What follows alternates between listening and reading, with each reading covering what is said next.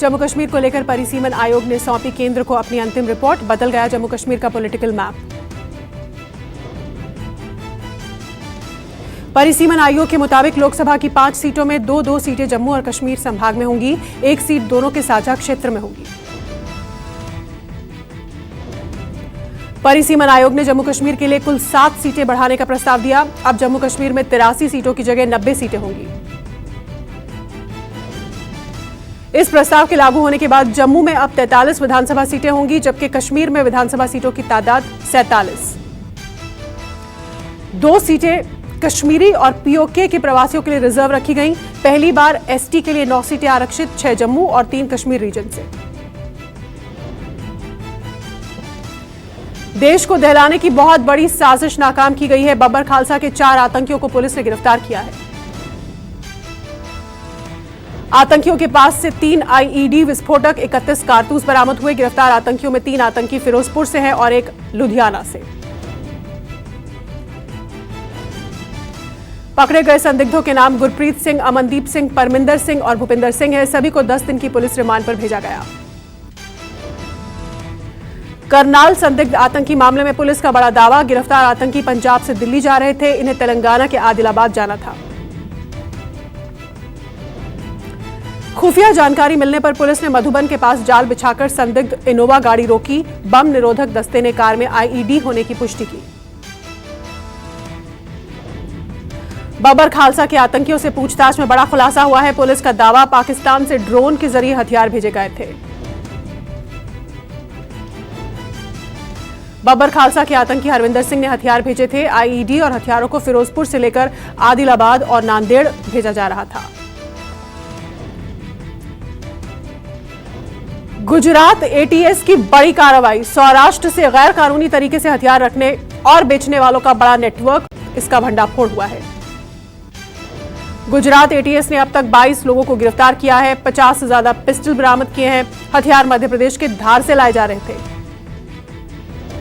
Gujarat ATS को जानकारी मिली, देवेंद्र अपने साथियों के साथ अहमदाबाद के गीत मंदिर इलाके में हथियार बेचने आने वाला है। पुलिस ने जाल बिछाकर उसे धर दबोचा। इसके पास से 4 पिस्टल बरामद किए गए। पूछताछ में सामने आया कि ये पिस्टल मध्य प्रदेश के कुशी जिले से लाई गई। करीबन 100 लोगों को ये घातक हथियार बेचे। हथियार रखने और खरीदने के आरोप में 22 लोगों को हिरासत में लिया गया, जिनके पास से कुल 50 पिस्तौल बरामद किए गए। गाजियाबाद के इंदिरापुरम में अवैध कब्जों पर प्रशासन ने बुलडोजर चलाया। करोड़ों की सरकारी जमीन से अवैध कब्जे को हटाया। बुलडोजर से एक्शन के दौरान पुलिस प्रशासन की टीम मौके पर थी। लखनऊ के अमीनाबाद में मंदिर की आड़ में बन रहे अवैध मार्केट को गिराया गया। बुलडोजर से एक्शन के वक्त मौके पर भारी पुलिस। उत्तर प्रदेश में बुलडोजर एक्शन पर अखिलेश ने योगी सरकार पर वार किया। अखिलेश ने कहा, कोर्ट के स्टे के बावजूद बुलडोजर से घर तोड़ दिया जाता है। यूपी के फतेहपुर में योगी सरकार का खौफ। बुलडोजर के डर से रेप आरोपी ने सरेंडर किया। आरोपी तख्ती लेकर थाने पहुंचा। कहा, मेरा घर मत गिराओ, मैं आत्मसमर्पण को तैयार हूं। 3 दिन पहले आरोपी के घर पुलिस बुलडोजर लेकर पहुंची थी। पुलिस ने 3 दिन के अंदर समर्पण करने को कहा था।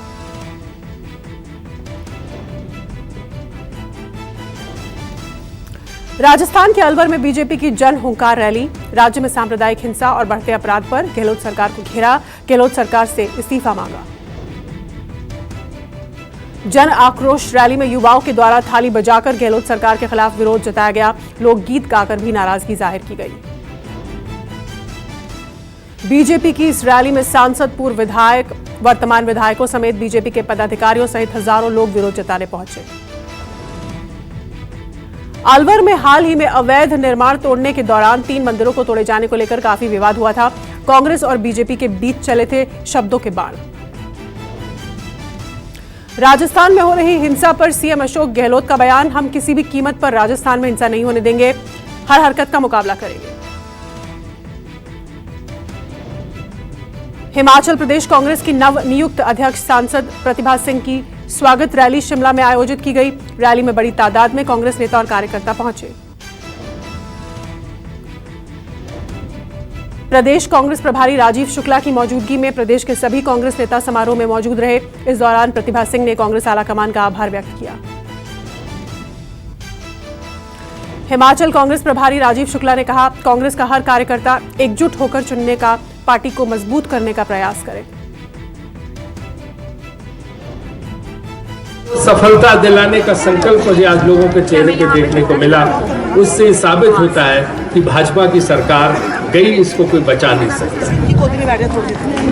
यहाँ से लेकर विधानसभा तक पूरा जुलूस था 1 किलोमीटर, और लोग जुटते चले जा रहे हैं।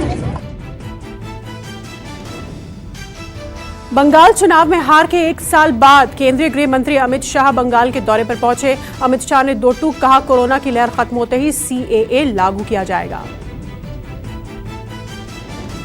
सिलीगुड़ी की एक रैली में कहा कि सीएए को लेकर बंगाल की सीएम ममता बनर्जी अफवाह फैला रही हैं कि सीएए सब पर लागू नहीं होगा। उन्होंने कहा, हम सीएए को हर हाल में लागू करेंगे।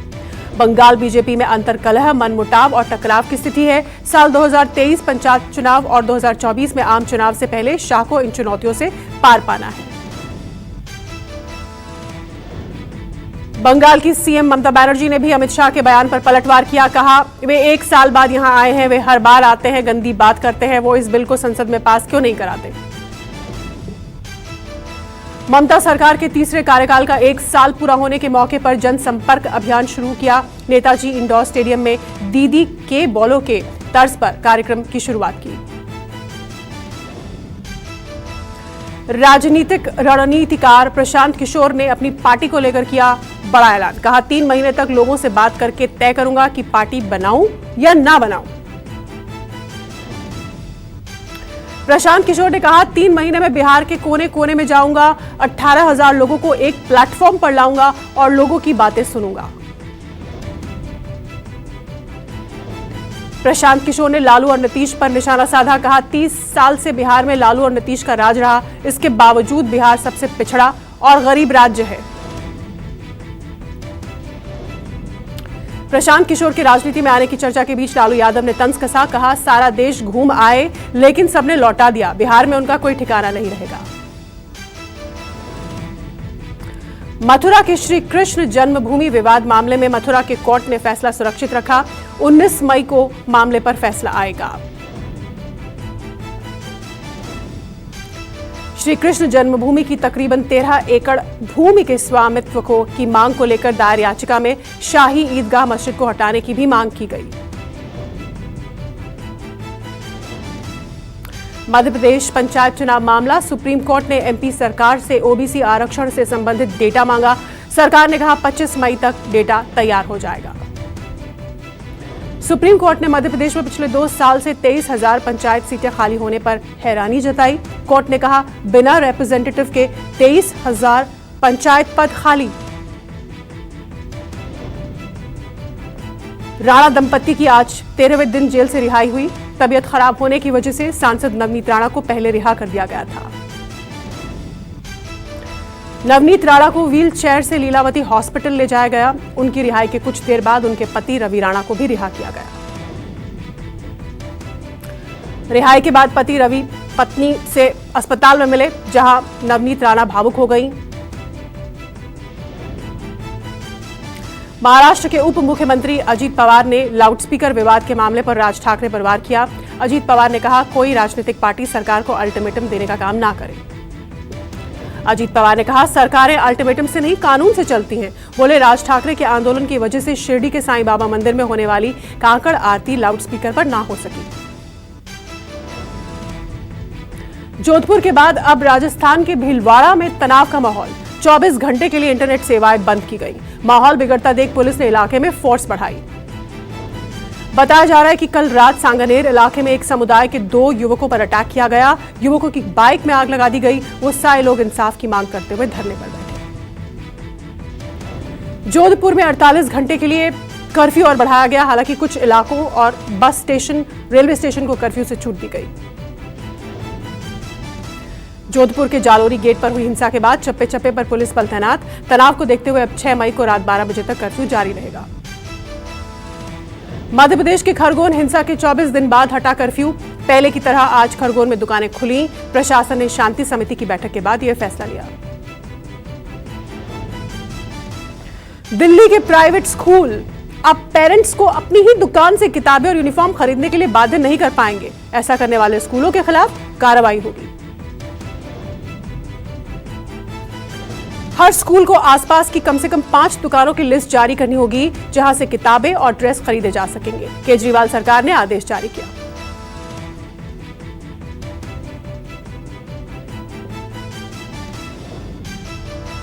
राजस्थान के जयपुर में निम्बा हेड़ा में विस्फोटक के साथ पकड़े गए आतंकियों के मामले में जांच के लिए एनआईए की टीम रतलाम पहुंची।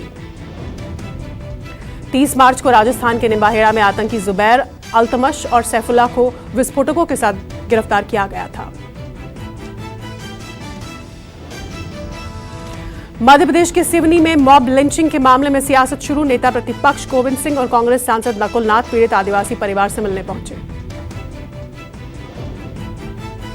कांग्रेस ने कहा मामले की सीबीआई जांच की जगह न्यायिक जांच होनी चाहिए क्योंकि सीबीआई बीजेपी की इन्वेस्टिगेशन एजेंसी है। अपने लाव लश्कर के साथ किसान नेता राकेश टिकैत लखीमपुर खीरी पहुंचे। टिकैत ने कहा जब तक लखीमपुर के पीड़ितों को इंसाफ नहीं मिलेगा तब तक लखीमपुर खीरी आते रहेंगे। टिकैत ने एक बार फिर केंद्रीय गृह राज्य मंत्री अजय मिश्र टेनी को बर्खास्त करने की मांग की। कहा जब तक किसानों के परिवारों को मुआवजा नहीं मिलेगा संघर्ष जारी रहेगा।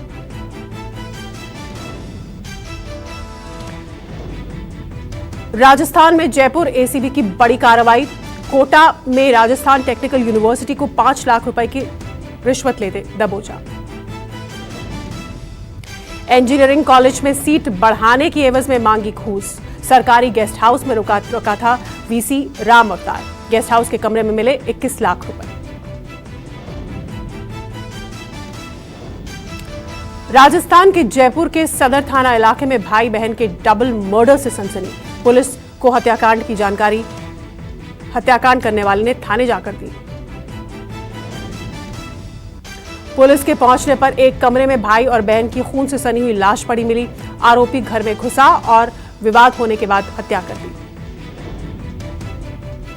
पुलिस के मुताबिक मामला एक तरफा प्यार का है जिसके चलते इन दोनों के बीच काफी समय से विवाद चल रहा था।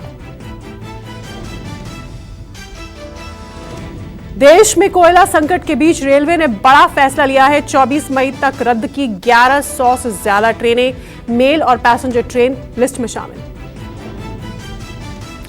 मई में कोयले के चलते बिजली संकट के और बढ़ने की आशंका। यूपी, राजस्थान, आंध्र प्रदेश समेत कई राज्यों में बिजली संकट की समस्या। देश में कोरोना संक्रमण की बात अब आगे करेंगे। कोरोना संक्रमण में उछाल। आज फिर 3000 से ज्यादा नए मरीज आए। 24 घंटे में 55 लोगों की जान गई। 24 घंटे में 3010 लोगों को ने कोरोना को हराया। कल के मुकाबले 2.2% संक्रमण बढ़ा है। देश में बढ़ रहे एक्टिव मरीजों ने चिंता बढ़ाई। सक्रिय मरीजों की संख्या 20,000 के करीब। दिल्ली में 1300 से ज्यादा नए कोरोना संक्रमित मरीज आए। एक मरीज ने दम तोड़ा। सक्रिय मरीजों का आंकड़ा 5,500 से ज्यादा। दिल्ली में बढ़ रहे संक्रमण दर की वजह से प्रशासन और सरकार अलर्ट। दिल्ली में संक्रमण दर 5.50% के करीब पहुंचा। देहरादून के स्कूल में 7 कोविड संक्रमित मिले। नगर निगम स्कूल के आसपास के इलाके को माइक्रो कंटेनमेंट जोन घोषित किया गया। कोरोना के बढ़ते मामलों पर एक्शन में यूपी सरकार। मेरठ के कोविड कमांड सेंटर को फिर से एक्टिव किया गया। मेरठ में एक ही परिवार के 10 लोग कोविड संक्रमित पाए गए हैं, जिसके बाद मेरठ के बस स्टेशन और रेलवे स्टेशन पर स्क्रीनिंग बढ़ाई गई।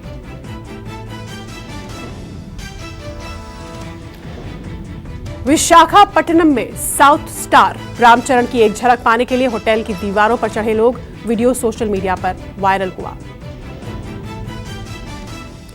अब OTT प्लेटफॉर्म पर तहलका मचाएगी KGF 2। मेकर्स ने 320 करोड़ की डील के बाद बेचे राइट्स। शादी के बाद पहली बार साथ दिखाई दिए रणबीर कपूर और आलिया। ब्लैक कैजुअल ड्रेस में दिखाई दिए नजर।